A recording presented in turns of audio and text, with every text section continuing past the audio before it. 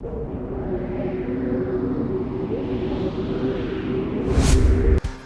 of these units feature robust construction and a hot dip galvanized finish for long life and sustainability of the metal.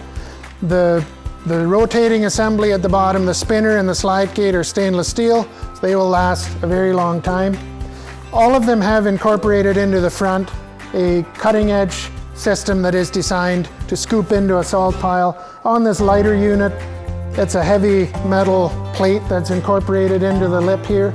On the HS200 and the HS300, we actually use a hardened loader bucket cutting edge. It's beveled, tapered, just like you would find on any heavy-duty loader bucket for scraping and scooping into the piles.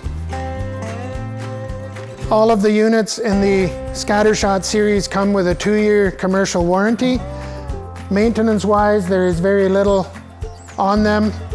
The hydraulic motor is direct drive to the bottom of the spinner. There's no gearbox or drivetrain or anything that needs to be maintained.